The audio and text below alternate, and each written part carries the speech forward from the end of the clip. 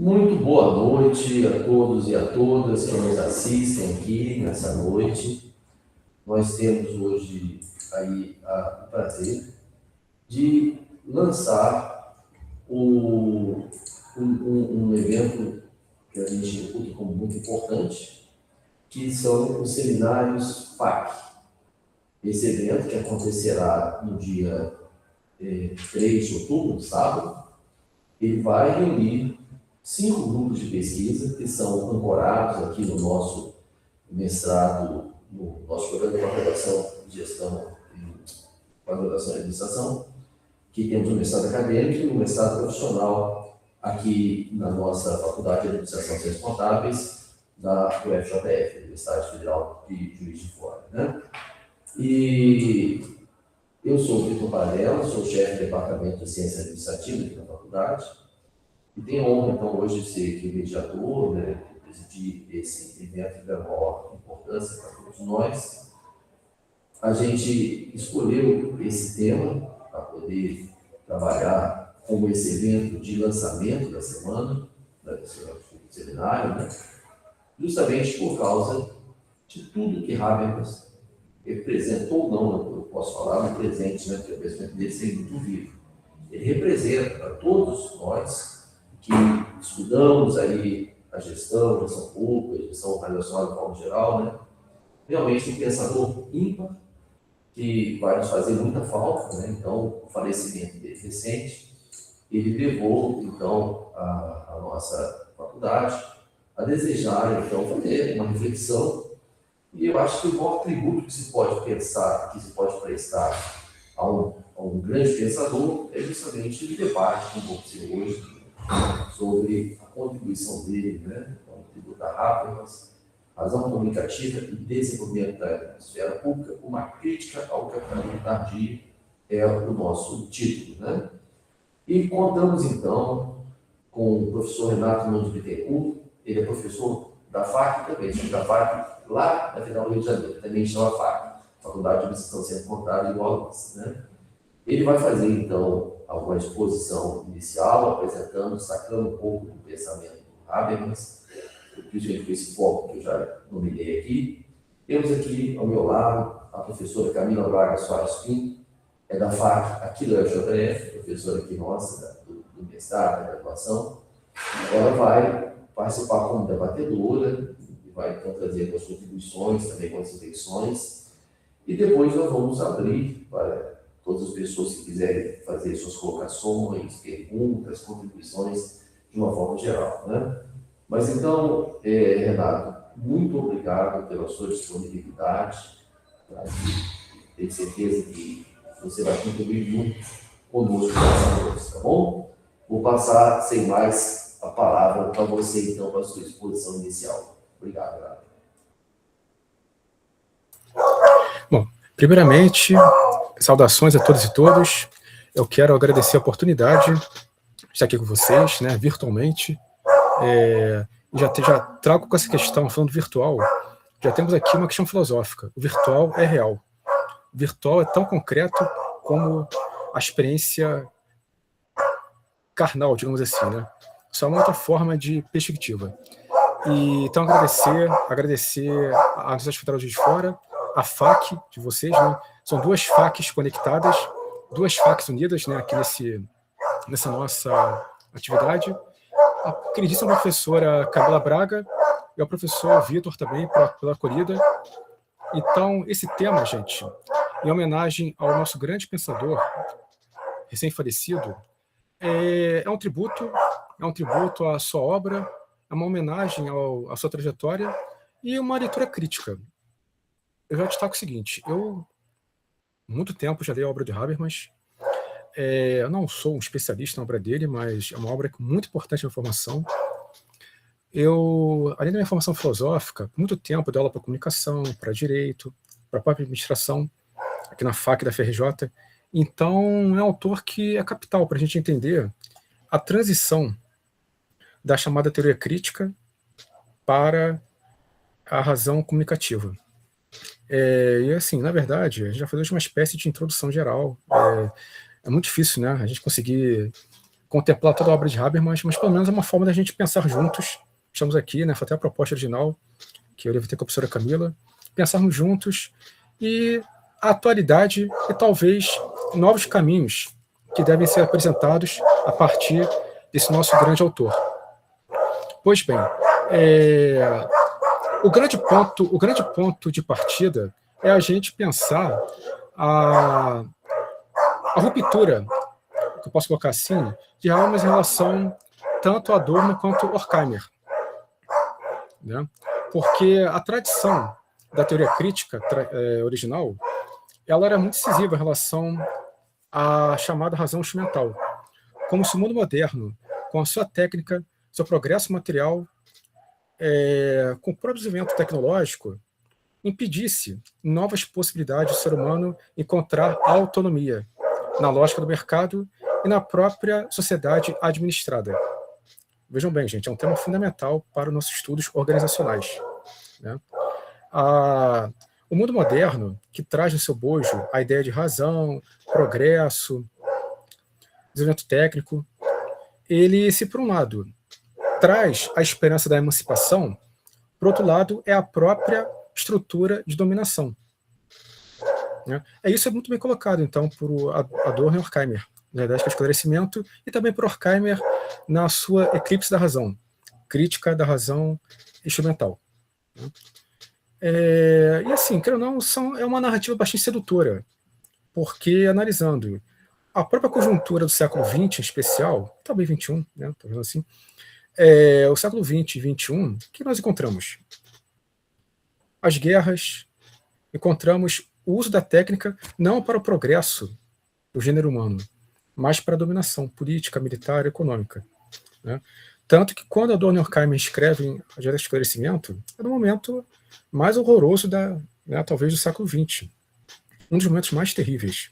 Tivemos tantos holocaustos, né? Mas um período do holocausto, da dominação nazista na Europa e a tentativa de enfrentamento contra essa máquina de barbárie. Né? Mas o que também a gente tem que pensar a partir daí? Que mesmo do outro lado, no capitalismo liberal, também encontramos a barbárie. Então, ou seja, por isso que nessa perspectiva da teoria crítica, não há escapatória. Porque seja no modelo totalitário, nazi-fascista, seja no modelo soviético, e mesmo na estrutura capitalista liberal, ocidental, digamos assim, o ser humano está preso à lógica da dominação do mercado. Né? A própria análise que eles fazem sobre o modelo cultural é muito decisivo quanto a isso. Né? São novas formas de dominação da subjetividade. Então, a autonomia que foi tão granjeada na filosofia iluminista, e temos o célebre texto de Kant, que esclarecimento é a sede do nome do estado de minoridade, da qual ele próprio é culpado quando ele não ousa pensar por conta própria, não tem a coragem de pensar, se pronunciar. Pois bem, a própria modernidade ela vai para esse caminho. Porque se por um lado ela trouxe a expectativa da esperança, se por um lado ela trouxe a expectativa da esperança de renovação da vida, por outro lado estamos presos nessa lógica de dominação. Então, o totalitarismo ele não é só do ponto de vista, digamos assim, soviético ou nazifascista. O próprio capitalismo também ele apresenta traços totalitários. Tá? Seria até uma leitura que a gente pode trazer a partir daí. Ora, Habermas, discípulo de Horkheimer e Adorno, já nas suas obras de juventude, começa a se emancipar desse viés. Por quê? Porque a teoria crítica ela apresenta uma crítica ferrenha, muito importante, à razão instrumental. A razão instrumental é pautada justamente pela anulação da singularidade humana em nome da eficácia, da técnica, do progresso, do projeto tecnocrático de uma sociedade industrial pautada pela eficácia, pela despersonalização. Tá? Eu sempre gosto de fazer conexões. Então, por exemplo, já no próprio iluminismo a gente encontra isso. Bentham, por exemplo, no seu panóptico, já apresenta essa ideia de uma... Né? O projeto Bentham é um projeto que é iluminista, mas já é o que também? Focado na razão instrumental, que é o utilitarismo, a forma de se utilizar a força humana, o capital humano, olha aí, um discurso gerencial, da maneira mais adequada possível para aumentar a rentabilidade e o controle social. que Fayol e Taylor vão fazer são apenas, né, aplicar isso no ponto de vista prático. A gente pode dizer que Fayol e Taylor são continuadores do projeto iluminista. O iluminismo já na sua obscuridade. Olha aí o paradoxo. Tão caro a Adorno e Horkheimer. Mas Habermas, ele já apresenta uma visão, posso colocar, não é utópica, mas esperançosa. Há alternativas a esse capitalismo global, a essa estrutura tecnocrática que comanda o mundo moderno, não importa o seu espectro. Até porque na época de Habermas, década de 60 e 70, em especial, essas obras foram consolidadas, mudança estrutural da esfera pública, a crise da legitimação do capitalismo tardio, técnicas, ciência e ideologia, nós estamos vendo o quê? O auge da Guerra Fria. Né? Até então, você encontrava no modelo soviético, talvez, uma alternativa às contradições do próprio capital. Né? Não é à toa que grande parte da inteligência ela aderiu a esse projeto, digamos assim, comunista. Falo de forma genérica, comunismo aqui. Tá? Não importa se seja o modelo trotskista, leninista, stalinista, não importa. Mas grande parte da nossa inteligência ela postulava que a superação do modo de produção do capitalismo seria muito viável no modo de produção comunista, né? Que na verdade nunca aconteceu de fato, né? Isso aí é outro debate também. Comunismo em si nunca aconteceu. Tivemos experiência socialista de Estado, mas não comunismo em si, no modelo marxista, porque o comunismo é a própria anulação do Estado. Né? Pois bem, Habermas, no caso, então, se colocando numa posição da própria defesa da modernidade europeia, como fica muito claro no seu livro, O Discurso Filosófico da Modernidade, onde ele, por exemplo, ele faz um mapeamento de Goethe, Hölderlin, próprio Nietzsche, né, e Marx, a própria Adorno Horkheimer também, um debate com o Lukács também muito importante. Nessa perspectiva, a modernidade ela não é um projeto falido, como a tradição talvez nihilista ou pós-moderna vai apresentar. Né? A modernidade é um projeto ainda que visa desenvolver as suas capilaridades. E isso é muito interessante nessa visão, porque por mais que a gente possa criticar que a modernidade ela nasce de um bojo eurocêntrico, mas ela, quer ou não, é um fundamento da própria transformação da esfera pública moderna. Né? Pautada pela ideia, né, da comunicação pública, da sociedade de informação, né? Que também aqui é uma coisa bem interessante para destacar. Informação não é cultura, não é formação. Né? O que nós visamos na modernidade iluminista é formação, building. Né? É um processo de construção do sujeito autônomo e crítico. Só que a própria sociedade de informação ela vai criar o quê? E nós temos diversas teorias comunicacionais que apresentam essa, e aí até deram fazer conexões com Adorno Horkheimer de novo, mas um pessimista. Né? A ideia de que o ser humano, ele, invariavelmente, ele será dominado pela estrutura normativa do discurso. A teoria da agora hipodérmica, a teoria da opinião pública de Walter Lippmann, por exemplo, a teoria da agenda, a espiral do silêncio. As grandes teorias comunicacionais, elas pressupõem que o sujeito ele não consegue desenvolver autonomia perante a lógica do mercado que se apropria da narrativa midiática. Né? Então, como é que eu posso postular um ser humano pensante, crítico, capaz de tomar decisões singulares e ao mesmo tempo democratizantes e dialogantes, se porventura a estrutura social ela já conduz a essa aniquilação das possibilidades de pensamento? Né? Só vou comparar. Por um lado, nós temos Heidegger criticando a técnica que motoriza o pensamento, um outro viés. E por outro lado, nós temos então críticas dentro da própria lógica do discurso que demonstram que a nossa possibilidade de sermos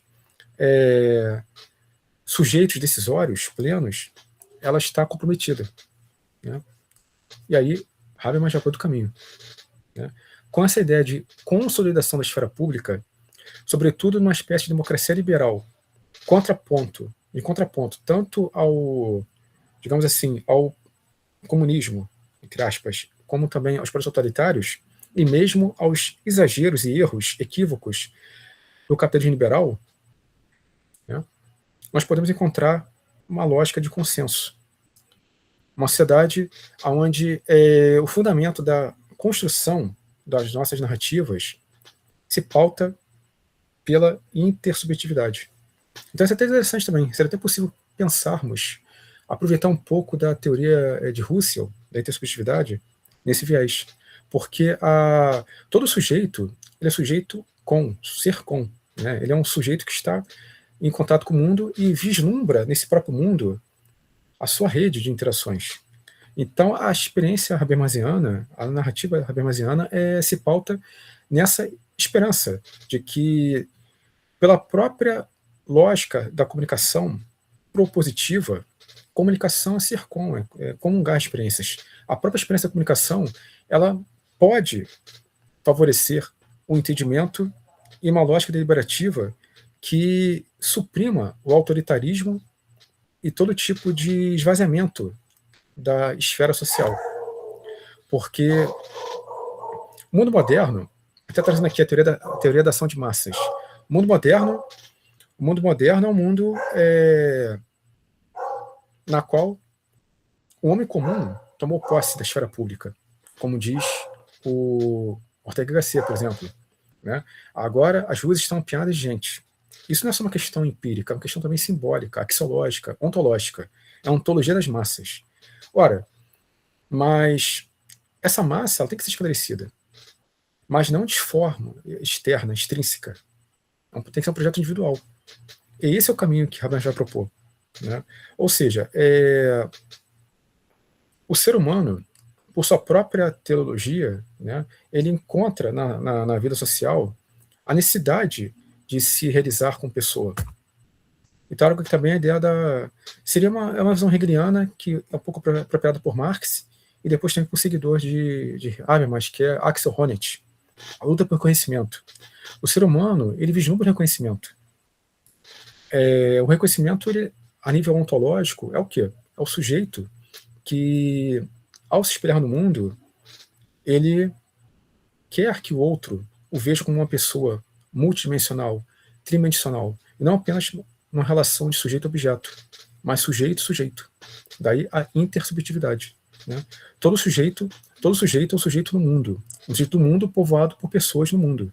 Então, ou seja, a comunicação, então, por mais que ela seja falha, tem seus limites, até porque quem garante que o outro entende o outro? Né? Existem diversas teorias comunicacionais que colocam isso em pauta. Quem de fato, até a própria psicanálise coloca isso, né? Quem de fato compreende o outro? Será que é possível compreender o outro? Talvez eu nem me compreenda, né? Eu nem consiga me entender, me compreender, né? Quem sou eu? Quem é o eu? Quem é o sujeito? Né?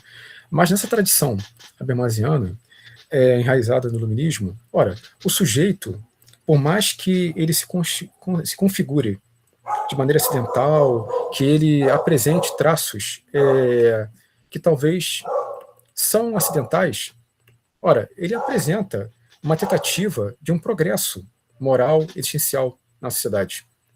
Né? O ser humano, ele se configura socialmente vislumbrando o quê? O seu bem viver, o bem-estar, a sua realização pessoal. Né? Então também tem até um traço aristotélico aqui.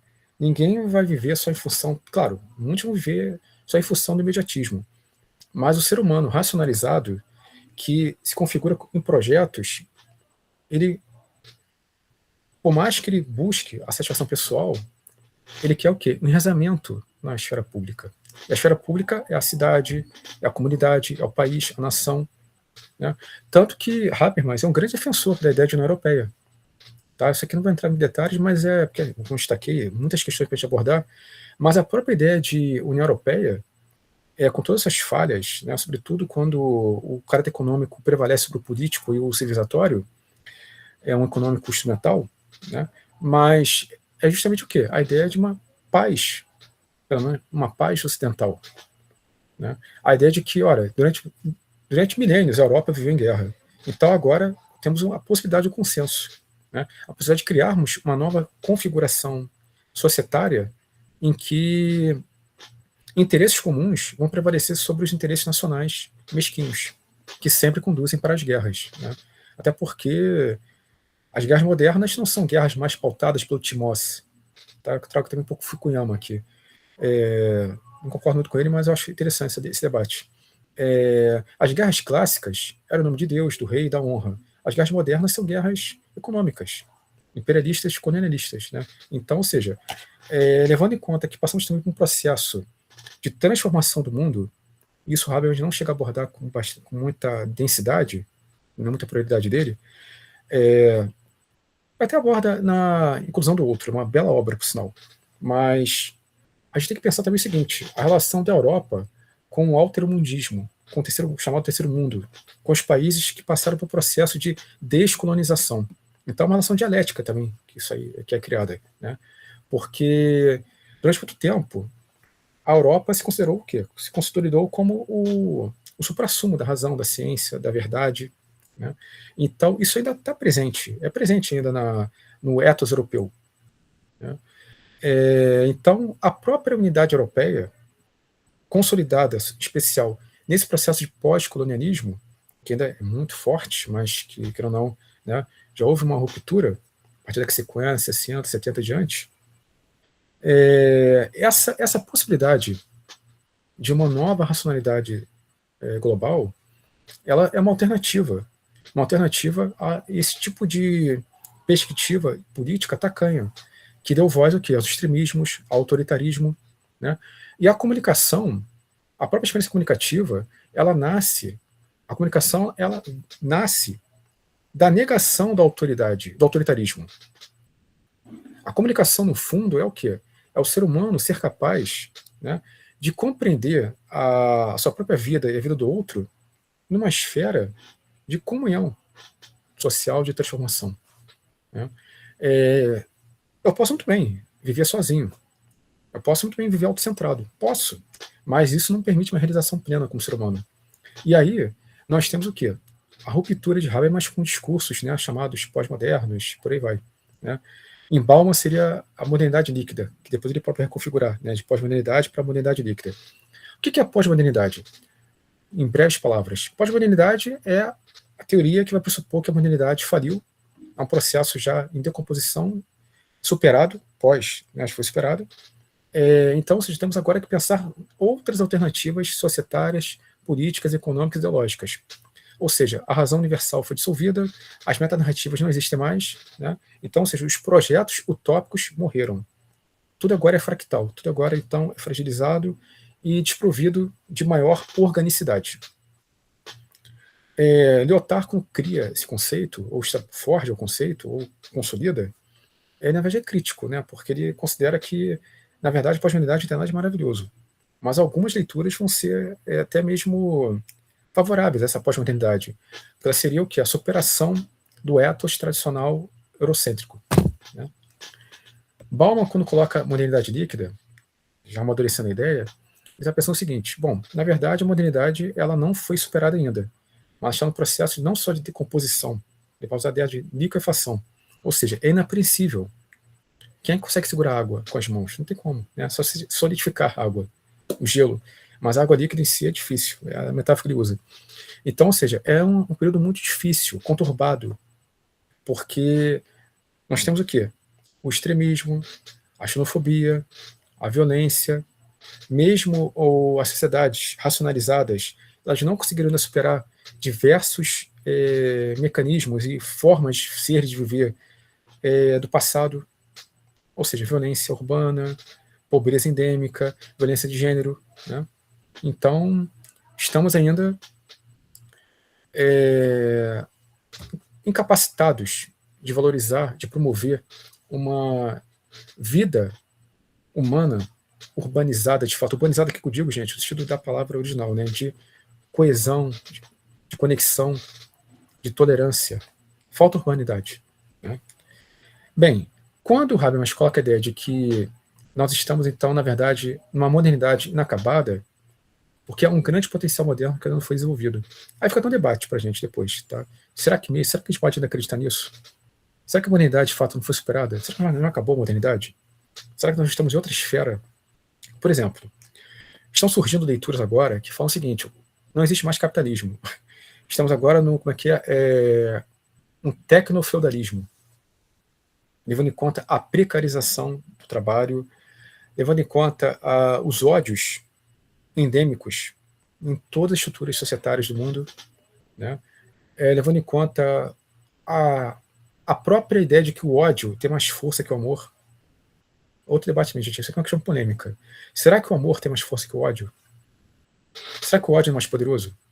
Porque, assim, numa teoria talvez um pouco mais pessimista, ou realista, não sei, o ódio, ele agrega mais. Por que os algoritmos, né? Por que os algoritmos eles se potencializam com ódio, com discurso de ódio, com as narrativas, digamos assim, mais rudimentares? Né? Porque os estímulos de baixa frequência, eles são muito mais impactantes na esfera pública. Né? Tá? É uma coisa complicada de pensar. Habermas, ele ainda defenderia, claro, a razão acima de tudo, o debate, o senso crítico, né? Essa ideia de alteridade pela narrativa, pelo logos, tanto que ele é criticado por isso também, que seria um enraizamento, uma tradição logocêntrica, né? Não é só o logos que fundamenta a vida humana, mas existem outras instâncias. Mas, de todo modo, é uma experiência interessante. E outra coisa importante para destacar, por mais que nós já tivéssemos teorias comunicacionais extremamente duras em relação ao controle social da informação do ser humano, também poderia trazer aqui Guy Debord, sobre o espetáculo. O espetáculo é um conjunto de imagens, mas uma relação social entre pessoas mediadas por imagens, né? Trazendo aqui o próprio conceito marxista de fetichismo da mercadoria, fetichismo do espetáculo das imagens, né? Relações humanas que são mediadas por coisas, e aqui agora por imagens, por símbolos, fetiches, né? Então, se nós temos já na sociedade comunicacional analógica o controle sobre a informação e a consciência, a formação da consciência, e agora com a infocracia, trazendo aqui, como minha querida amiga, minha grande amiga, colega, professora Camila Braga gosta tanto, infocracia de Byung-Chul Han. A cybercultura morreu, gente. A cybercultura foi uma utopia, né? A transição do analógico para o digital, a virtualização. Claro, estamos aqui no ambiente virtual, democrático, includente. Mas isso aqui é mínimo em relação ao que prolifera na grande rede, né? Um espaço de debate, um espaço de troca. Em geral, prevalece o quê? A rede do ódio, do medo, da angústia, do extremismo, né? A cybercultura, ela nasceu com a esperança de que haveria uma humanidade universal conectada pela rede. Já que a comunicação analógica ela foi limitada, agora nós temos a possibilidade de uma comunicação global. Acontece, mas inclusive também até a ideia de que haveria a superação das grandes redes hegemônicas de comunicação. Elas se adaptaram, na verdade. Se a gente for analisar hoje, quem comanda as grandes mídias? A mídia digital? As grandes empresas tradicionais, configuradas na própria lógica do mercado do capitalismo tardio. Né? Esse pato-capitalismo, que também é um conceito polissêmico. Né? Mandel aborda, Emerson, diversos autores vão abordar esse conceito. Né? E já está presente em Adorno e Horkheimer, a dialética do esclarecimento. A diversão é o prolongamento do trabalho no capitalismo tardio. Olha aí, essa frase é lapidar. O capitalismo tardio é o capitalismo de serviços, né, tecnocrático, o capitalismo que apresenta já o quê? A tentativa de superação do seu modelo meramente produtivo para se tornar também o quê? Simbólico, afetivo. Como destaquei ainda há pouco, já há leituras hoje que defendem que não existe mais capitalismo.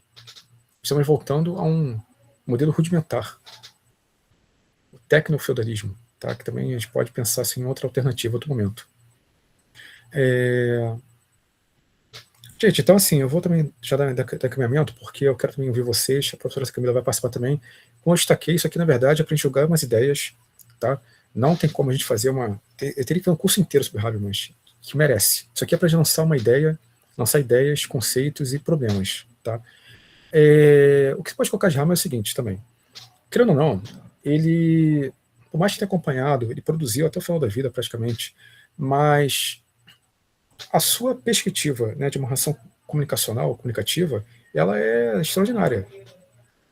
Né? Agora, como podemos aplicar a razão comunicacional nesse mundo de hoje? Como podemos pressupor alteridade, intersubjetividade, num mundo que é acelerado, democrático, vou usar aqui a palavra de pulverílio, democrático, ultra acelerado, aonde as pessoas vivem precarizadas, aonde o Estado-nação perdeu legitimidade. Né? O grande debate se coloca. Gente, assim, eu vou até brincar aqui, tá? Em breve temos Copa do Mundo. Tem gente que hoje leva mais a sério o clube do que a seleção. Sabe, eu vou ver a Copa do Mundo com prazer, diversão. Sabe, vamos divertir, não importa, lá tem jogos maravilhosos. Mas, na boa, já perdeu sentido. No Brasil não perdeu sentido, tá, gente? Assim, por favor, tá? É um Brasil, seleção, quem sabe que vai ser hexa, né? Mas, gente, alguém consegue levar a sério a seleção atual? Se o próprio mercado, o mercado que comanda a seleção, comandou em 98, tá? Não vai ter detalhes aqui, tá, gente? Isso aí deixa para outro momento. Mas, assim, para um entendedor, 98, aquela final, né? As empresas, elas estão controlando não posso dizer pela Europa, tá? França, Alemanha, sei lá. Itália, coitada, né? Todo respeito à seleção italiana, mas tá difícil, né? Mas será que a seleção brasileira ela tem autonomia? Olha aí, olha trazendo o debate. É um debate de mercado, gente, inclusive para vocês da administração, da ciência contábil, de economia, pensar a própria ideia de uma ética, né? Porque a gente vende sonhos para a sociedade. A gente vende sonho para a sociedade. E você vê aí, tá? Não vou ter citar nomes aqui, não tem problema nenhum, isso aqui é um debate crítico. Mas não tem um lobby aí, gente, um figurão, quem sabe vai para a Copa. Ou seja, não tem jogadores melhores, talvez, né, jogadores que estão numa situação melhor fisicamente. Então, é só para trazer esse ponto aqui, tá? Bastante rigoroso, bastante denso.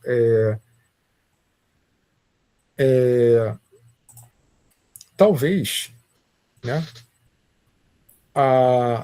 por mais que o capitalismo tenha sido configurado, como se diz agora, né, o capitalismo agora não é mais capitalismo, é técnico-feudalismo. Pode ser, isso aí é um conceito que, né, que está se consolidando, está se reconfigurando. Né? Mas será que, de fato, impera hoje a autonomia nas nossas decisões? Né? Por exemplo, há um grande debate hoje que se coloca, várias entrevistas de emprego são feitas por IA. Cadê a autonomia do sujeito? Cadê o sujeito autônomo, pensante, olho no olho? Que aqui, gente, vocês me veem na minha biblioteca, tá real, tá? Isso aqui não é falso. Estou aqui com vocês, ainda que virtualmente, mas eu existo. Sou, logo existo, sei lá, tanto faz. Mas, ou seja, o problema não é o virtual. O problema não é a questão da tela. O problema é o que está por trás. Existe humanidade, existe alteridade, existe compromisso com a ética do discurso, com a democracia substantiva. O caso do Brasil. Esse é um ano difícil. Olha aí, olha os lobbies. Até que ponto de decisões serão pautadas em nome da razão pública? E o Brasil, gente, é assim, uma coisa que eu defendo nos meus artigos. O Brasil sofre déficit democrático. Vamos falar da Alemanha aqui. A Alemanha de Habermas, gente, ela só foi democracia durante... A própria República Weimar foi democracia autoritária, a gente pode colocar. Tá? Quando a Alemanha se torna democrática de fato? Em 45 diante. E ainda assim tem críticas. Muitas críticas. A própria extrema-esquerda criticava a República Federal Alemã, considerando ainda que ela seria herdeira de traços nazistas. Inclusive, existe um grupo considerado terrorista, o Baader-Meinhof, que fez vários atentados contra grandes figurões do poder econômico alemão, considerando justamente que a Alemanha ainda, né, ela não era de fato uma democracia autêntica. Olha aí. Mas a democracia, a Alemanha tem uma tradição milenar, né? Desde o Sacro Império Romano. Eu nem vou falar aqui dos povos, né, germânicos, mas o Sacro Império Romano Germânico, o Segundo Reich, a República de Weimar, o horror do nazismo, né? Quando a Alemanha de fato se tornou democrática? Se a gente for analisar, a democracia alemã ela é menos a nível cronológico maior que a do Brasil. O Brasil é democracia desde a proclamação da República. Mas quando de fato o Brasil teve democracia autêntica, substantiva? Se for analisar historicamente. A República Velha foi democrática? Né? Olha aí. Vargas foi democrático, plenamente falando? quando o Brasil foi democrático. Né? E fora também que nós estamos vendo hoje, né, tudo é pós, né, talvez pós-pós, como já dizia o professor Godofredo Cruz, da FRJ, da IBL também, o pós-pós, pós-democracia, pós-humanismo, pós-verdade. Né? São questões que Habermas chegou a abordar, mas, né, agora a gente tem que atualizar. Nós temos que atualizar essas questões, porque analisando a conjuntura da própria inteligência artificial, por exemplo, né, o que é o ser humano hoje, de fato? O que é autêntico no homem? Né? A inteligência artificial é fundamental, mas, né, até houve debate recentemente. Olha, tem gente que faz avaliações de artigos usando inteligência artificial, monografia com inteligência artificial. Ou seja, e aonde que está o espaço do pensamento, da crítica, da contingência? O ser humano, ele é contingente. A nossa contingência é a que nos dá a liberdade, por um lado, talvez. Por quê? Porque é abertura, possibilidade. E nesse ponto, eu tenho que considerar aqui que a comunicação, ela fortalece a ideia. Porque é o encontro, a arte do encontro. Né?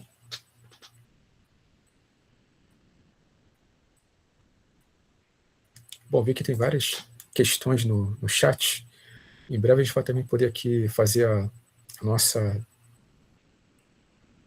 análise. Bom, professora Camila, professor Vitor, até para a gente poder fazer aqui uma troca, tá? Eu queria fazer uma espécie, então, é uma contribuição, não só ao Habermas, mas todo o estofo cultural dele. Tá? Eu acho que, e também quero ver vocês, né? Como destaquei, eu não sou especialista em Habermas, mas um autor que eu respeito muito, e até inclusive me atualizei um pouco, melhor, reli algumas obras dele para poder estar preparado com vocês. Faltaria muita coisa ainda, mas eu acho que o importante é isso, a gente trazer esse autor. Não só pela sua passagem, né, mas levando em conta que foi um autor fundamental na construção do cenário filosófico moderno, inclusive em contraposição ao pós-moderno.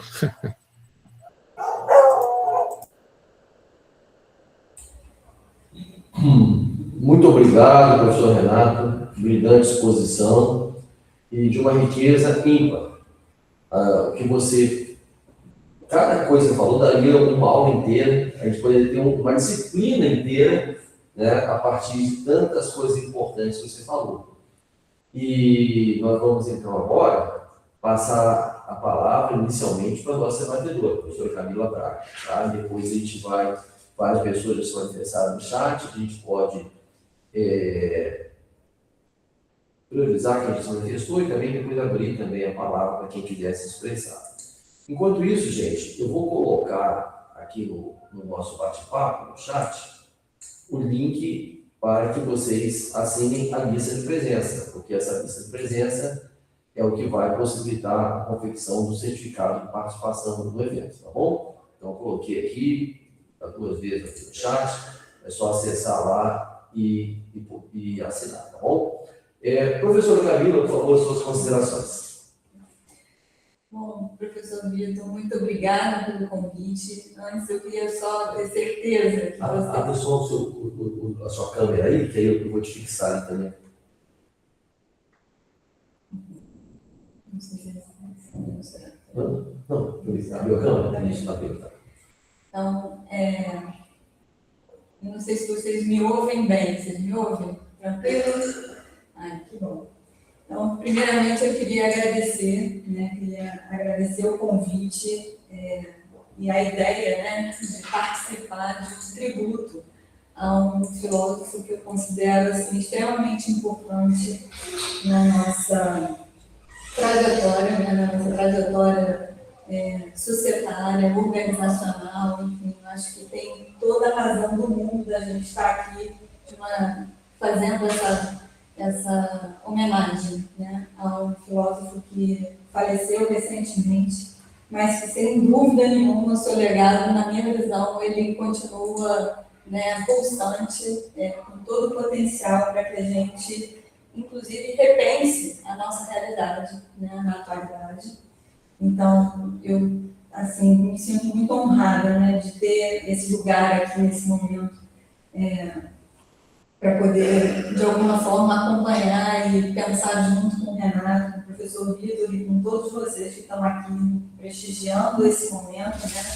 É um momento também importante para a FAC, no sentido de que a gente está fomentando cada vez mais os nossos espaços de pesquisa, de discussão, né, assim, de debate acadêmico, de uma certa forma, na medida em que a gente está ampliando, inclusive, né, todo o legado que o próprio GECO, que é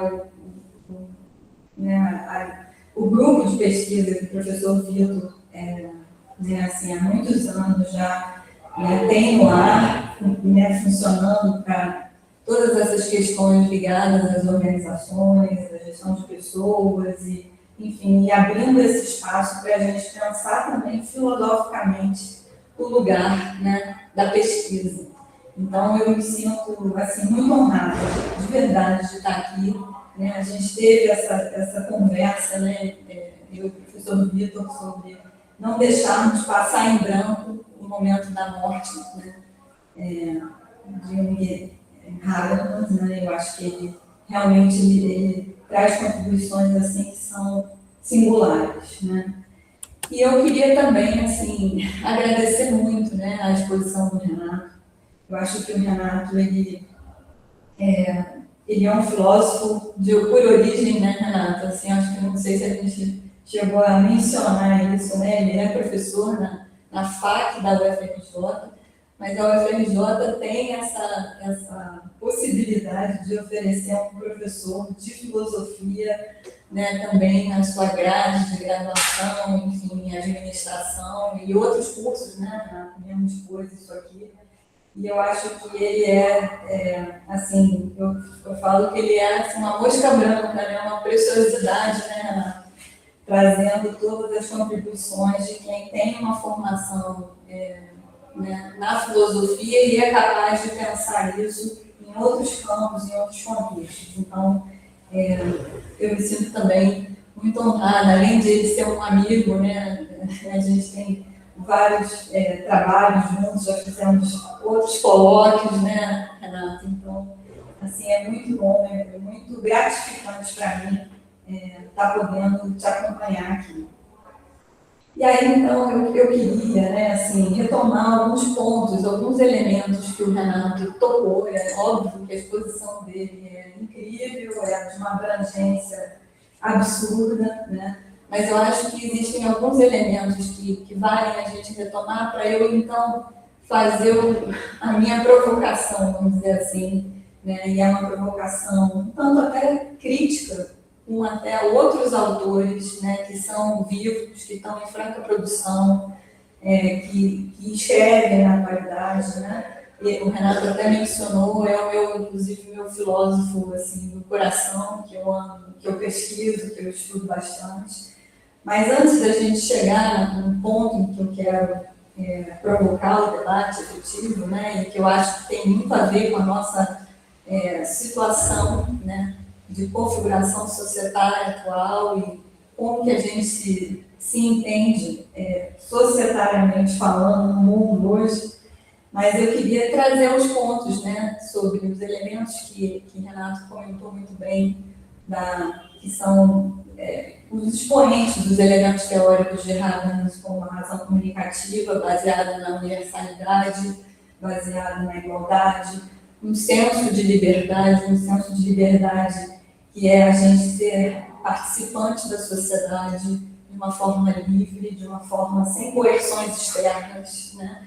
Coisas que a gente hoje em dia não consegue enxergar mais esse espaço, né? Quer dizer, as coerções, elas muitas das vezes, elas hoje, na atualidade, elas são invisibilizadas, a gente acha que somos sujeitos livres e que vivemos livremente, mas muitas das vezes essa liberdade pode ser até mesmo algo episódico, pode ser algo que a gente se considera livre, mas na verdade acho que a gente pode ser assim considerado meio autoexplorado, né? Enfim, e eu vou chegar nesse ponto, mas eu queria trazer o elemento da racionalidade, né?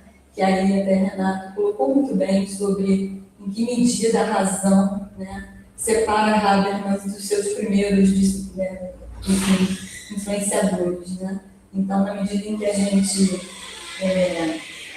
destaca essa questão, né, de uma racionalidade que não é baseada numa técnica, não uma instrumentalidade que é baseada, né, num conceito muito mais de entendimento mútuo, né, de uma intelectualidade, de uma capacidade, inclusive usando palavras que o próprio Renato já colocou aqui muito bem, já empregou muito bem, como pensar a alteridade, como pensar o coletivo, como pensar o sujeito no mundo com o outro, com a presença do outro, né? Enfim. E aí é assim que a gente efetivamente constrói espaços no coletivo, né? Espaços em que a gente possa estar discutindo conjuntamente quais vão ser as bases que nos organizam enquanto sociedade, enquanto organizações. Então, esse papel da esfera pública tem uma relevância que a gente está deixando de prestar atenção, né, na sociedade contemporânea. E isso, acho que é urgente que se faça algo, né?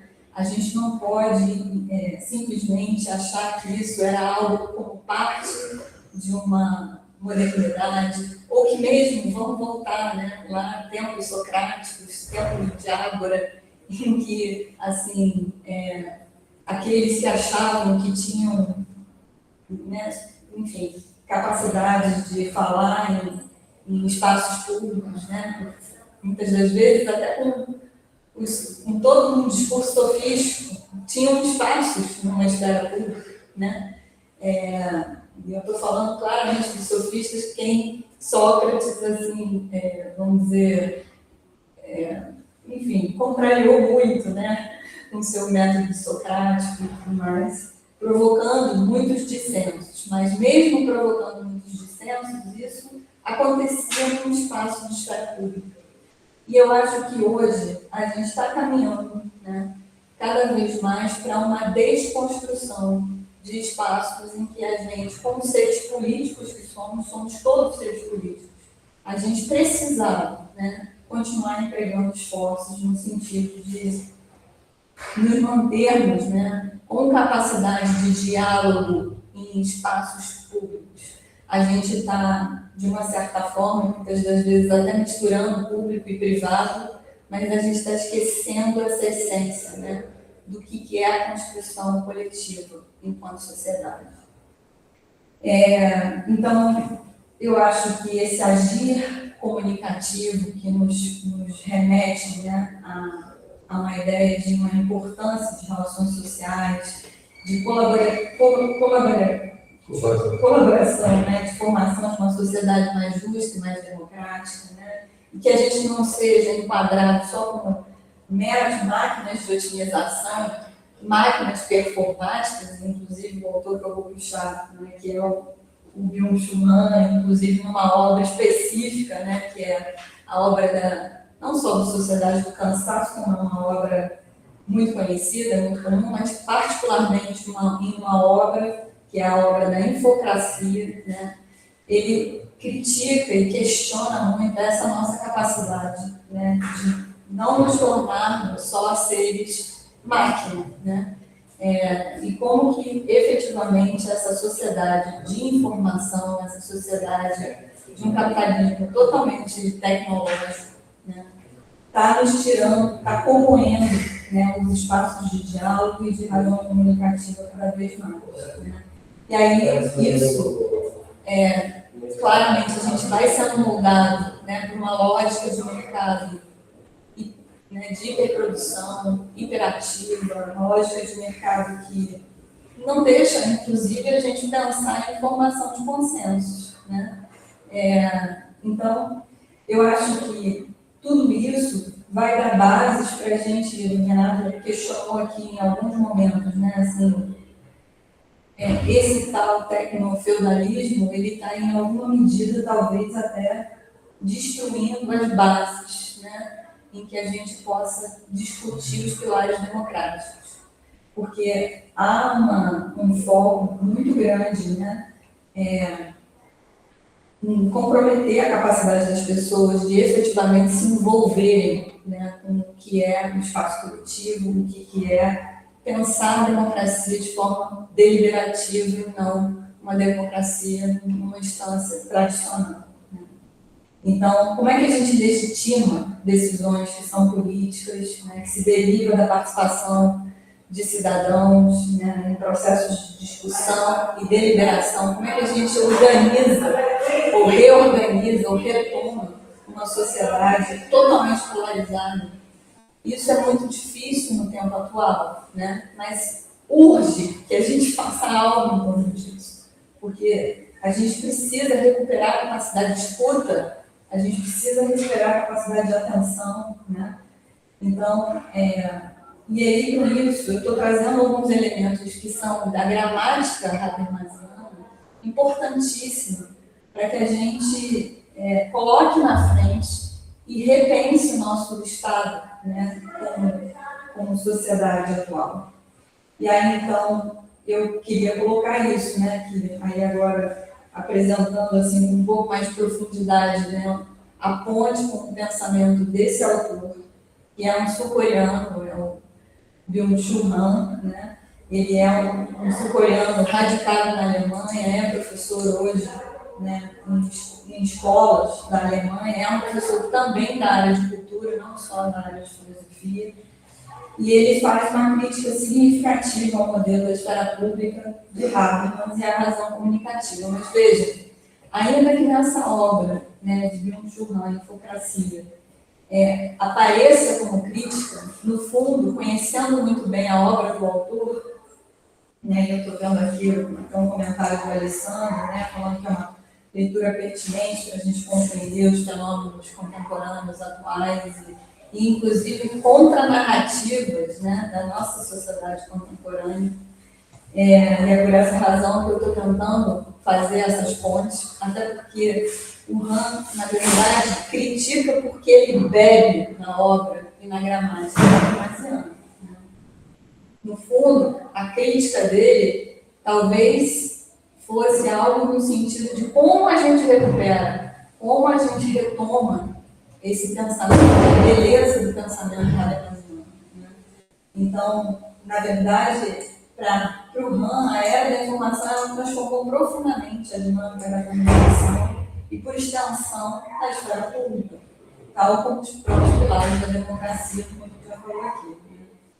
Em um texto que eu tive a oportunidade de escrita em um outro lugar, que já foi publicado na revista Volutas, eu escrevi que perpetua-se ainda a barbárie descrita por Adorno e Hockenheim, em Dialética do Esclarecimento, ainda fomentado pelo domínio da técnica instrumental e pela hegemonia de análises experimentais, impulsionadas por um capitalismo emergente, mas produzindo agora uma nova forma catastrófica de violência psicopolítica. Surge, nesse sentido, aquilo que a gente poderia considerar como um segundo iluminismo, né, baseado na transparência, que o Renato até comentou, do panóptico digital, né, agora não o panóptico tradicional do Bentham, como o Renato nos trouxe, mas sim um panóptico em que todos nós controlamos todos, certo? Em que tudo deve se tornar dados e informação, configurando um totalitarismo digital. E é aí, então, o Han argumenta que a saturação das informações na sociedade contemporânea ela não resulta numa comunicação tão mais eficaz e deliberativa como deveria ser, mas sim uma fragmentação da verdade e a superficialização das discussões. E aí, conceitos que a gente também se remete a Michel Foucault. Foucault apresenta um conceito maravilhoso, que é o da parresia, que é a coragem da gente dizer a verdade. Como é que a gente diz a verdade em sociedades polarizadas? Assim, hoje a gente está se fazendo exercer o direito das egorias, né? Que é o fato de que, se estamos em espaços, né, seja de rede, a gente tem a possibilidade de se expressar, mas não há um compromisso, muitas das vezes, com essa ideia, né, enfim, de falar e de se expressar e de narrar, com compromisso com fatos, com ciência, né? Enfim, fala-se qualquer coisa. Então, o Han, ele critica a ideia de que a razão comunicativa, por si só, pode gerar um debate democrático saudável. Em vez disso, ele sugere que a comunicação atual está totalmente marcada por performance, né? Por velocidade, né, onde profundidade de diálogo vem sendo sacrificada cada vez mais em favor de uma comunicação rápida e muitas vezes superficial. Mas reparem, parece que ele está criticando, né, o Habermas, mas no fundo ele está aqui nos tocando para mostrar o seguinte: olha só como que a gente deveria estar olhando para os diálogos habermasianos, né? Assim, a gente deveria estar cuidando para que esses diálogos fizessem parte, né, dos momentos da nossa sociedade atualmente. Então, a esfera pública está se tornando uma arena inundada de opiniões, de imagens efêmeras, onde a verdadeira deliberação e entendimento mútuo se tornam cada vez mais raros, né? Observa que o capitalismo tardio, ao contrário do que Habermas poderia sugerir, não apenas corrompe as discussões nacionais, mas ela transforma a própria natureza do agir comunicativo da subjetividade humana. Então, esse indivíduo contemporâneo se torna um cidadão cada vez mais performático, né? Acho que o Renato comentou sobre isso. A gente está, então, para ser performático, a gente está perdendo capacidade de entendimento mútuo, a gente está perdendo essa ideia do que é o ser livre, né? Sem as correções externas, tá certo? A gente está perdendo, de fato, uma ética para a humanidade. Então, eu vou devolver para o Renato agora com a provocação que é nesse contexto, né? Que é de uma comunicação dominada pelas plataformas digitais atuais. Então, eu estou trazendo uma pergunta provocativa da nossa realidade atual, de um capitalismo tecnológico baseado em plataformas digitais, né? Como é que a gente recupera e reimagina essa gramática habermasiana para tentar promover uma verdadeira deliberação democrática? Como é que a gente reorganiza, né, as configurações societárias também das organizações, agora falando das organizações, né, empresas também, nesse capitalismo tecnológico, né, em vez de só pensar em especialidades, em só pensar nas performances imediatas, né, que estão sendo contranarradas, tá certo? A gente está tentando, aliás, acho que Byung-Chul Han está tentando nos alertar sobre isso. E aí, em que medida é possível? O Renato falou em várias alternativas aqui, expondo, né, a sua palestra hoje, mas, particularmente, eu queria fazer essa ponte com esse autor que tanto bebe no Habermas, né, e está tão preocupado com uma sociedade que está indo para um caminho que talvez a gente esteja, né, efetivamente assim, perdendo as capacidades democráticas, os pilares de uma democracia deliberativa e efetiva, né? Então, eu queria retornar para você, né, Renato, e aí depois a gente abrir para as perguntas. Já vi que tem várias aqui, estou super empolgada. Tem, né, várias colocações, inclusive dentro dessa sua colocação, do Marcelo de Oliveira coloca, né, como que o mundo de hoje é a antítese dessa proposta de Habermas, da verdade aparecendo por meio de diálogo racional. Então, nós vemos tudo que ele coloca aqui no chat, né, imposição pelo grito, manipulação, humilhação do outro, que a gente, infelizmente, vai ver o que demonstra assim, a necessidade da gente manter vivo o pensamento de Habermas, né, e estudá-lo cada vez mais. O Alessandro Rocha também nessa mesma direção, né, para que a sociedade está acumulando menos experiência, né, enquanto a partir assume mais vivências, né.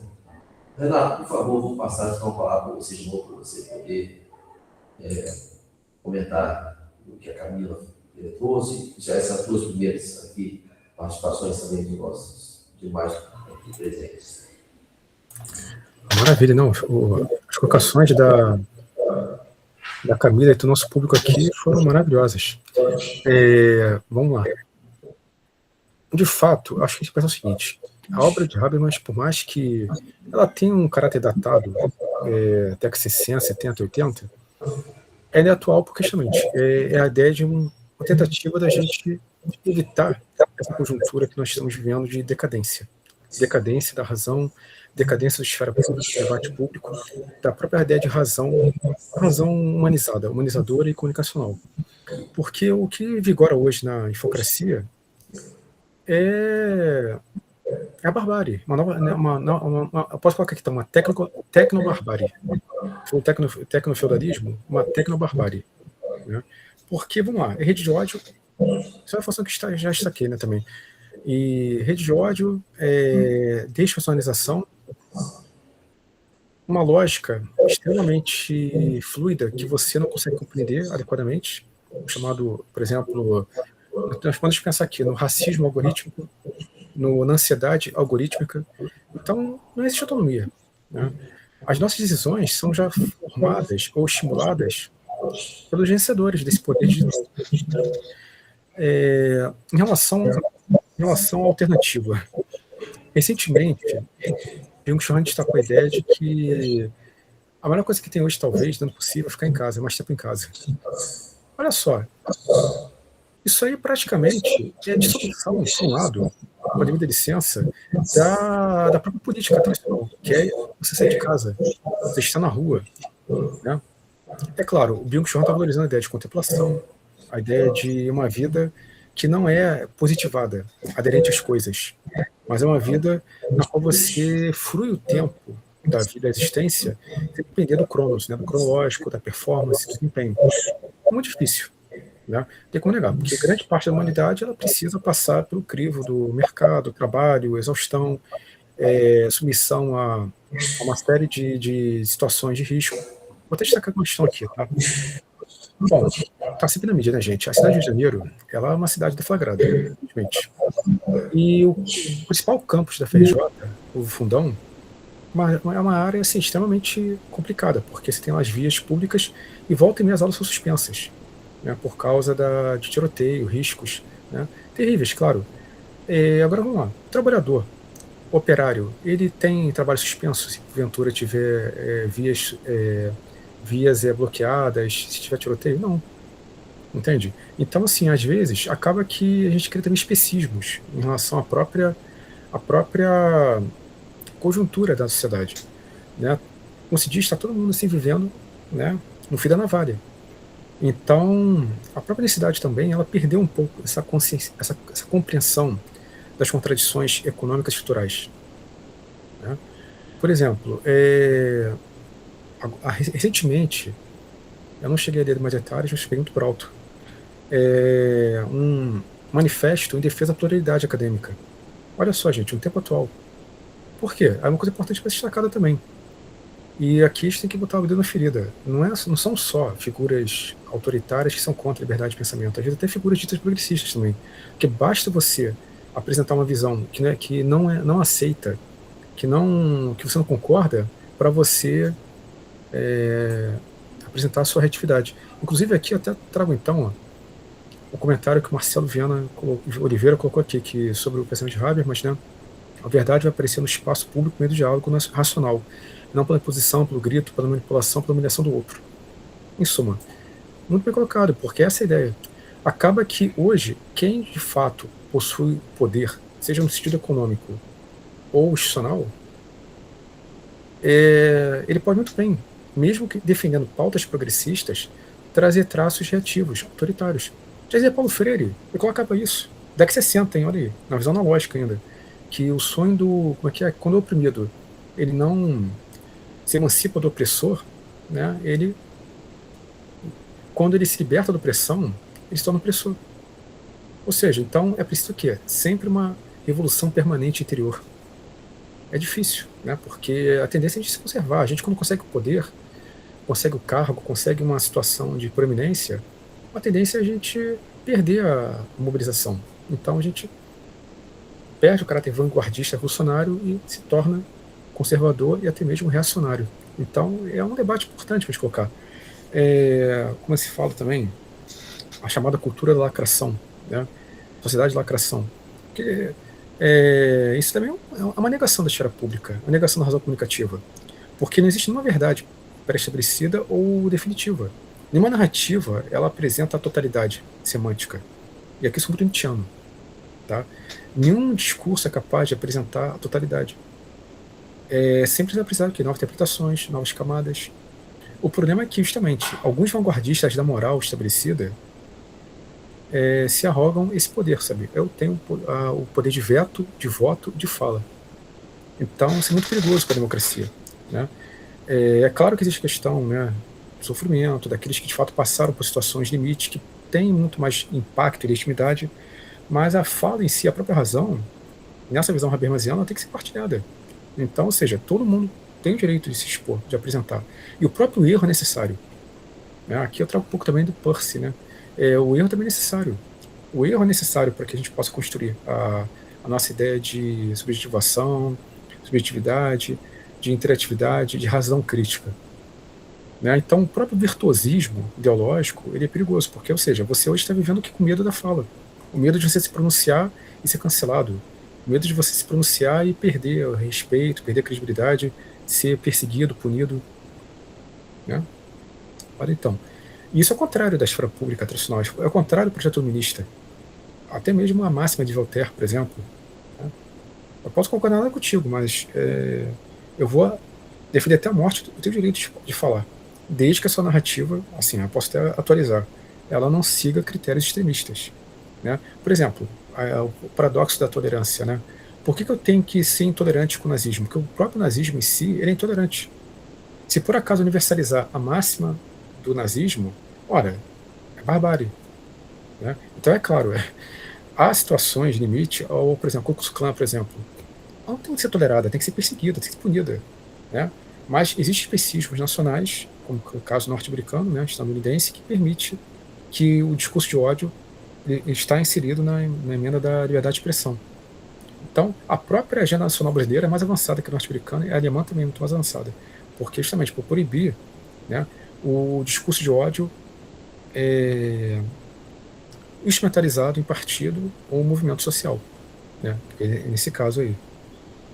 Então, por exemplo, Byung-Chul Han, né, assim, Byung-Chul Han é fundamental porque ele vai trazer a proposta de Habermas, vai iluminar ainda mais a teoria habermasiana da comunicação dialógica, a razão comunicacional, que é legítima, ainda que um certo traço quase que uma palavra bonita, né, um pouco tópico, né, mas é legítimo e é possível.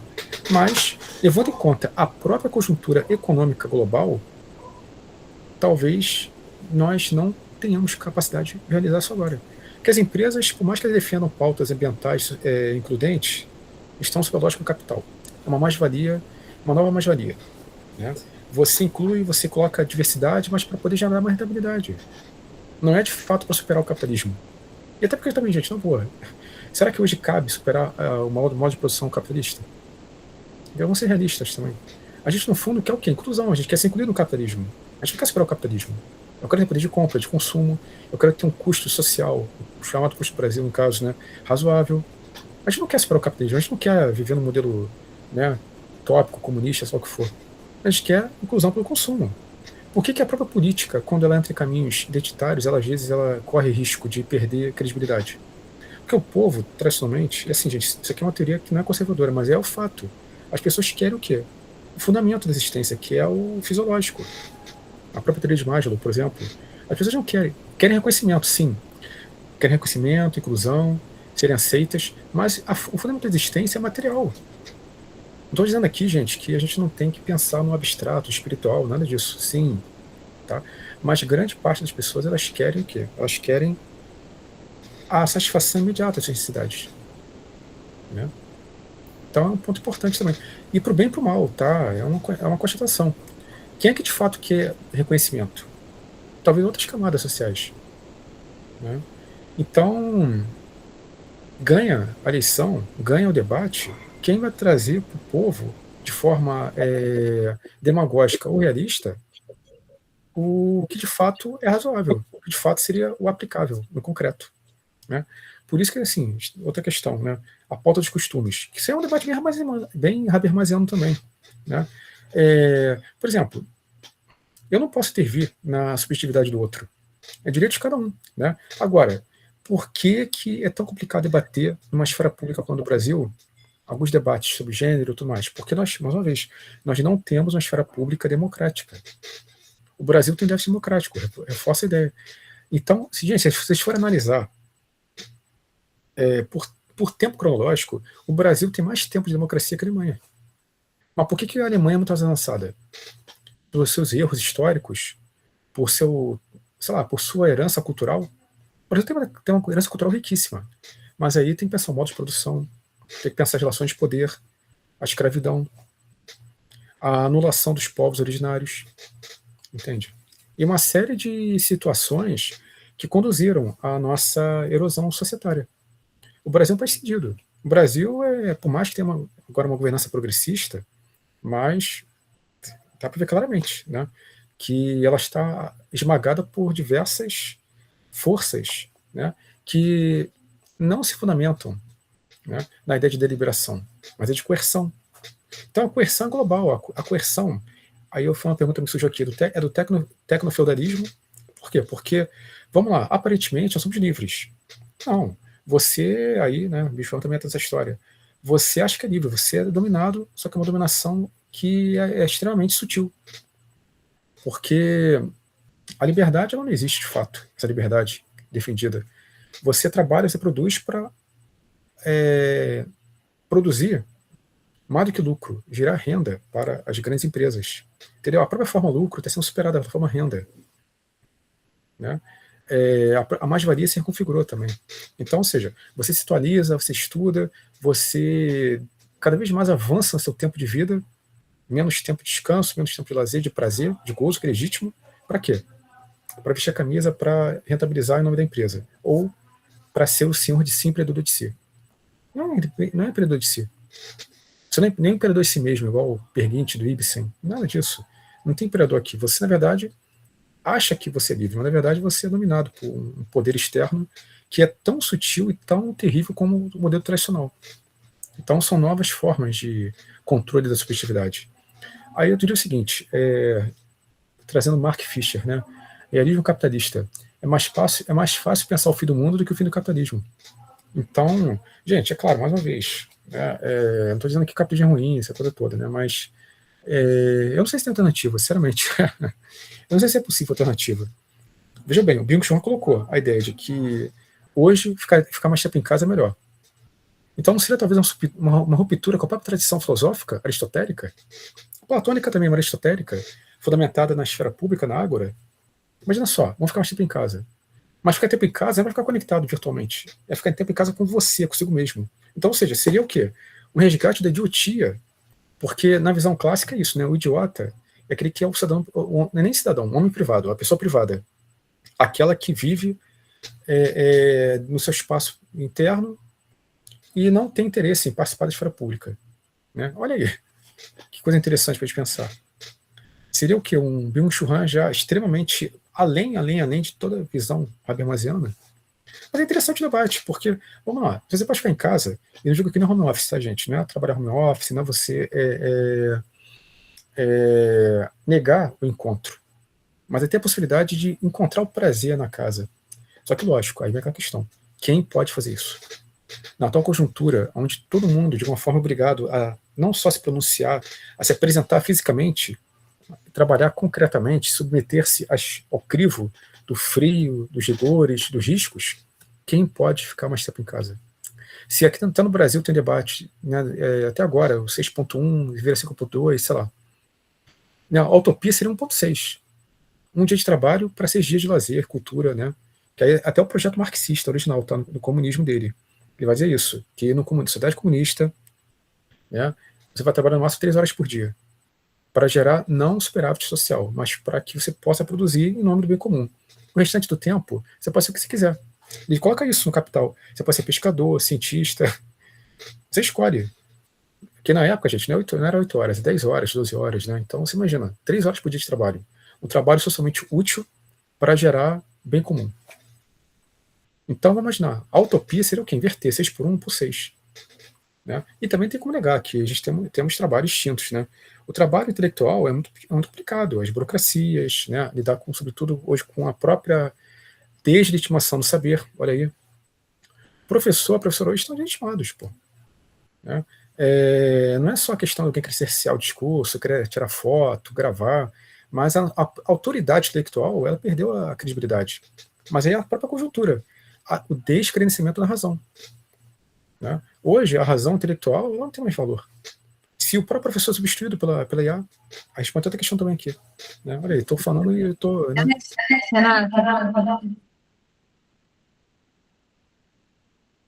Desculpa. Eu ia até comentar, porque a professora Cristina Dumont, ela fez uma pergunta, e é como se introduziu agora a questão da IA, e eu vou aproveitar. E, inclusive, vou complementar a pergunta dela, né, que ela fala: Renato, na sua percepção, a inteligência artificial compromete o ideal habermasiano de comunicação? E aí eu ia, então, completar, né? Quer dizer, será que a gente está voltando para a caverna, só que agora uma caverna digital? Né? Então, assim, o mito da caverna, né?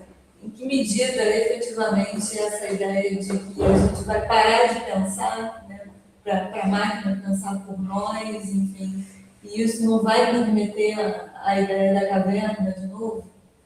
Então, queria também te deixar essa provocação aí na esteira da professora Cristina. Não, então, essa questão é sensacional, porque, vamos lá, eu acho que todo avanço técnico, ele é importante. A gente pode dar inteligência artificial para um uso razoável, democratizante, mas, mais uma vez, sabemos que 90% do uso é para substituir o próprio capital humano. Olha aí, outra palavra também que é complicada, né? Capital humano. Mas o que a inteligência artificial está propondo, querendo ou não? Se a gente for procurar até o ChatGPT e coisas mais, já é o discurso asséptico, que não tem a dialética. Ele não tem, de fato, o processo formativo. Né? São respostas rápidas, fáceis. Né? Claro, a gente volta e meia, vai entrar no celular, no Google, e sei lá o que for, e vai tentar, né, vai buscar uma informação muito mais organizada, né, rápida. Aceleracionismo. Né? Mais uma vez, volta aí o poder da velocidade. A gente pode dizer que sim, que é a negação da esfera pública, é a negação da razão comunicativa, porque a comunicação ela é lenta. Ela é lenta, ela é demorada, ela é investigativa, ela é também um investimento. Né? Assim, eu trago até um pouco de Joe Bauman, né? Daqui a pouco a gente vai entrar dia 12 de junho, né? Vamos entrar daqui a pouco nessa frequência. Olha lá, acabou de passar o Dia das Mães, depois vem o Dia dos Namorados, por aí vai. Né? As relações humanas sempre foram difíceis, óbvio, né? E não é que não houvesse alteridade antes, ou mais alteridade, mas que não. O que a gente perdeu hoje? A noção de investimento. A gente tem medo de amar, medo de lidar com o outro, medo de lidar com a culpa, medo de lidar com a frustração, com a perda, com a fraqueza. Então é muito mais fácil você buscar um cardápio virtual. A inteligência artificial foi a mesma coisa. Né? Você já tem tudo pronto ali, digamos assim. A própria inteligência pensa em você, agiliza o processo. Né? Assim, professora Camila, professor Vitor e muito mais, meus amigos aqui, para chegar ao ponto da própria NumPad, né, ela pedir para que tenha esse cuidado, não foi uma coisa assim mais ou menos, né, para que as avaliações não usem IA, por favor, gente. Só, assim, tá gravando aqui, não tem problema, né, eu não posso falar os artigos, né, gente, eu fiquei 2 dias para avaliar os artigos, dá trabalho, dá, mas é uma questão de respeito, de ética, de compromisso com o outro. Né? Eu não quero que o meu artigo seja submetido, analisado por uma inteligência artificial. Entendeu? Como também não quero ser avaliado numa lista de emprego, se fosse o caso, por uma IA. Eu quero pessoa. Pode ser virtual, mas que seja uma pessoa presente, real. Né? Então, assim, aqui é uma tentativa de chegar ao humanismo. Mas agora a gente não sabe para onde vai, gente. Porque, vamos lá, até o debate ambiental, tá? Lesse Krenak, Copenau e muitos outros. Sérgio Latouche. Se a gente hoje até agora está com dificuldade de pensar alternativas econômicas sustentáveis, que dirá o próprio ser humano, gente. O ser humano é insustentável. A vida humana hoje é insustentável. E assim, não é pessimismo não, tá? Mas é porque de fato é o que está acontecendo. A universidade pública é insustentável hoje, levando em conta que gente, nunca vivemos um período tão grave de deslegitimação. Né? Então, quem sabe os professores vão ser substituídos, né? Por IA ou por outras técnicas. Vários empregos vão ser eliminados, já dizia o próprio Schumpeter, na posição criativa. Né? A gente vai certamente daqui a pouco eliminar postos. Só que a utopia é o quê? Você tira o posto de trabalho, aquela pessoa que perdeu aquele cargo, porque agora a máquina substitui, agora a criança, ela vai ter autonomia, não. Ela vai ficar como lucro em proletariado. Trabalho informal, ou mesmo desalentado. Hoje, grande parte da humanidade é desalentada, gente.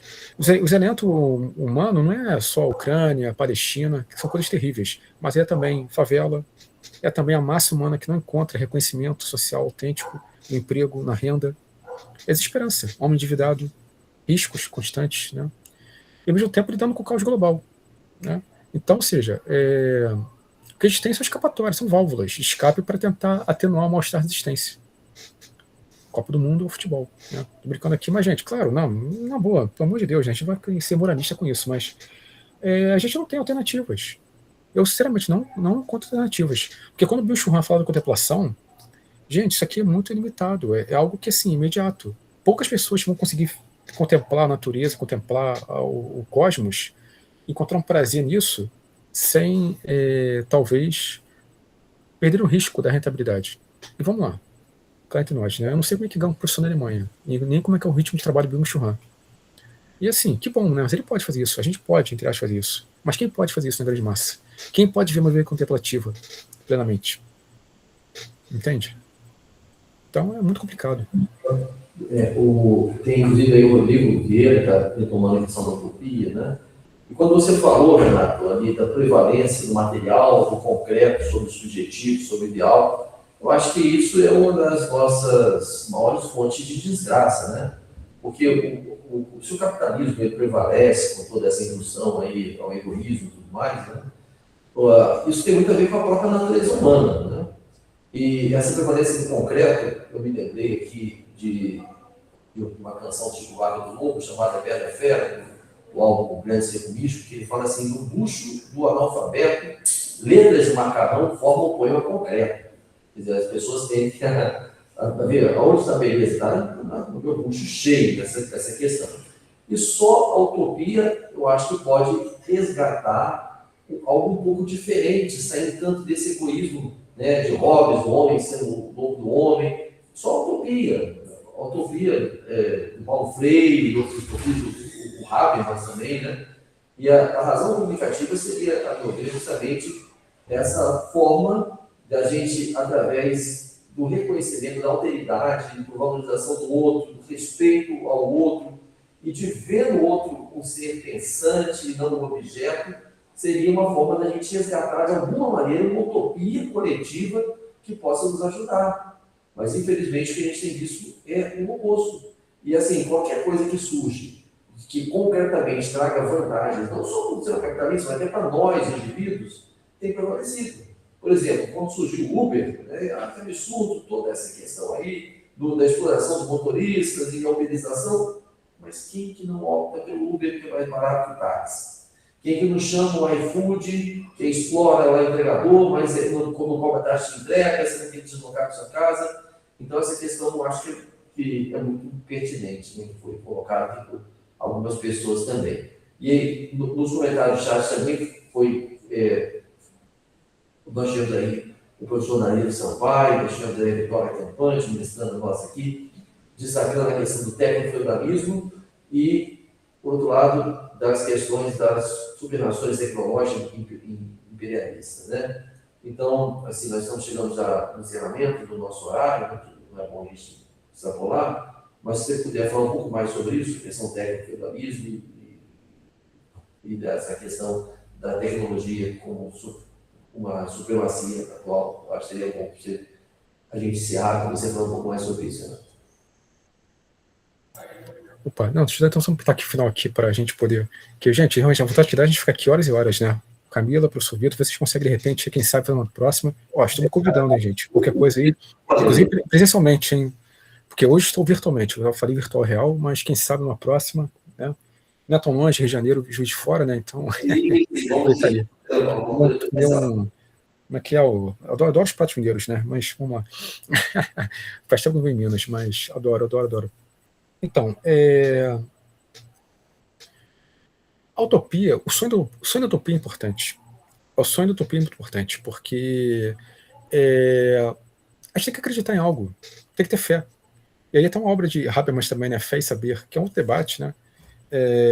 Mas essa utopia, por mais que ela não se realize, ela é um anento para a gente tentar enfrentar justamente o caráter instrumental da vida, esse caráter mecanicista, alienante. É o que movimenta o ser humano, né? E aí volta a questão aí de evento do caráter, que eu coloquei. Deu muita ênfase material, mas é o quê? É o superestrutural. Se não tiver a base espiritual, a base superestrutural, essa base ideológica, não no sentido autosseriano, né, tudo mais, mas se a gente não tiver essa base que norteia ideais de vida, a gente vai viver só no mecanicismo, né? Não vai ter espaço de cultura, de resistência, de arte, de amor, porque no fundo o que faz a arte, é o que faz a arte que eu falo em geral, literatura, música, tudo, é o que faz a própria experiência do amor, né?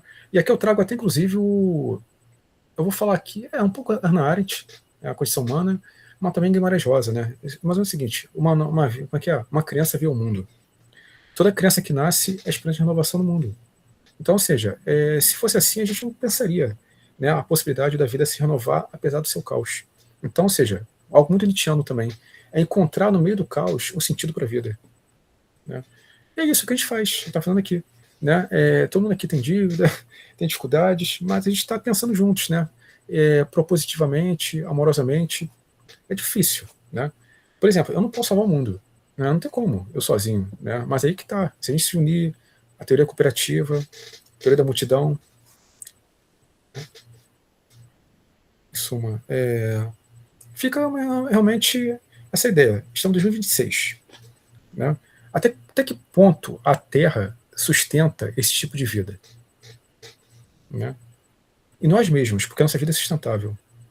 Né? Mas eu acho que é isso. Né? E Habermas é um autor que continua vivo, né? Como qualquer filósofo. Eu acho que isso é muito importante na filosofia. A filosofia não tem a histórica, mas ela, e por mais que tenha contradições, por exemplo, alguns vão dizer que Hegel era racista. Terrível. Sim, a filosofia da história é claramente isso. Agora, você não vai estudar Hegel? Você vai cancelar Hegel? Você tem que tentar entender por que ele era racista, que contexto. Habermas é considerado eurocêntrico, né? É uma crítica a ele. Mas você vai negar a importância dele, vai cancelar Habermas? Que cancela a filosofia, entendeu, gente? Não entendeu o que é filosofia. Todos são filósofos e filósofas, né? E a atividade filosófica fundamental é ouvir. Ouvir, ler, debater e procurar suas fontes genéticas e orgânicas. Tá? Mas é isso, meus amigos e amigos. Eu vou deixar meu contato aqui de novo, gente. Ó, e claro, não sei se você depois vão receber em aula direto, né? Mas está aqui, ó, meu e-mail, tá? Que fica até mais fácil. Tem também meu Instagram, mas não consigo colocar aqui agora, mas tem um e-mail aqui. Qualquer coisa, é só mandar um oi lá que aciono vocês. Muito obrigado, né, Renato? Parabéns pela sua exposição. Né?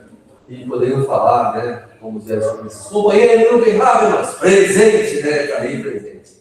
Pessoal, só encerrando então, eu queria passar aqui para vocês, também no chat também, um link que vocês podem, nesse link, acessar as informações sobre os seminários FAC, mas eu vou aqui brevemente explicar para vocês. O que representa os seminários FAC? No dia 3 de outubro, que é um sábado, nós teremos aqui na nossa faculdade, de forma presencial, o Renato já está aí mais convidado, todos vocês são convidados, né? Mas, na verdade, 5 seminários que acontecerão de maneira simultânea. Para quem está acostumado com a ANPAD, é como aqueles eventos seccionais, que muitas vezes também são simultâneos. Né? Então, são esses os 5 grupos de pesquisa que nós temos ativos aqui nos nossos mestrados. Cada um deles tem uma linha, né, assim, de interesse, e eles são promotores com o apoio da nossa empresa Júnior, que está na organização do seminário. Tá? E aí, é um evento presencial que todos podem apresentar trabalhos ou vir apenas para assistir. Aqui está o valor dele, você vê que é um valor muito acessível, né? Não é um evento caro, você tem direito a um bom lanche, a gente tem a tradição de já fazer um lanche muito gostoso aqui, né? E a gente tem, então, a possibilidade de apresentar trabalho que pode ser resumos ou artigos. Os resumos são para quem está com uma pesquisa em andamento ou na intenção. Pessoas que estão fazendo pós-graduação, que estão iniciando a pesquisa, é um espaço privilegiado para poder apresentar as suas ideias ou a sua pesquisa aí incipiente e receber feedback e sugestões. ou os artigos mais tradicionais, né, que são as pesquisas que já foram colocadas. Nós temos até o dia 28 de julho para poder submeter esses trabalhos. Tá? A gente não faz uma exigência de ser trabalho inédito, não. De repente, você apresentou já em outro espaço, mas vem apresentar de novo, vai ter outro público, outra participação. Uma das coisas que a gente preza muito é por um bom tempo para o debate. A gente não coloca um monte de trabalho numa mesma sessão. São várias sessões simultâneas, quer dizer, são, como eu falei, nós temos 5 seminários simultâneos. E a inscrição é comum a todas, então você pode, por exemplo, participar de uma primeira sessão de debate do seminário do GEPO e uma segunda oficina de história da administração, sem nenhum problema, tá? E aí tem aqui, eu não vou ficar lendo, né? Mas cada um desses seminários, aqui, por exemplo, o CEP, que é já a 8ª edição, aí tem aqui quais são as linhas de pesquisa, o que tem de sentido você submeter trabalho, aqui a segunda oficina de história da administração, idem, aí o simpósio de empreendedorismo, estratégia, tecnologia e inovação, também com a linha de pesquisa, temos aqui o simpósio de estudos de gestão e sustentabilidade, com a sua linha de pesquisa, e o simpósio de gestão pública, né, também com a sua linha de pesquisa. Mas, enfim, isso é só uma palhinha aqui rápida, mas eu gostaria que vocês, então, conhecessem melhor isso que a gente está oferecendo nesse seminário, acessando o link que eu coloquei ali, tá bom? Nesse link você baixa esse documento aí, e quem sabe algumas pessoas que estão nos assistindo, são de outras cidades, se animam a vir a conhecer aqui a Princesinha de Minas, né, de Fora. É um sábado, como eu falei, começa às 1h30 da tarde, vai até às 7 da noite, é bem tranquilo, e a gente espera, então, recebê-los aqui. Tem até alguns alunos aí nossos, que são do nosso curso à distância, em gestão pública, quem sabe tem a oportunidade de conhecer presencialmente a faculdade da qual vocês estão estudando também, tá? Então, minha gente, muito obrigado, mais uma vez, ao professor Renato, pela brilhante participação, a professora Camila, pela brilhante também contribuição aí como debatedora, por todos que se manifestaram aqui no chat, por todos que nos assistiram, que escutaram, tá bom? Rodrigo, por favor, o Rodrigo quer falar, é o nosso coordenador do mestrado acadêmico. Pode falar, Rodrigo.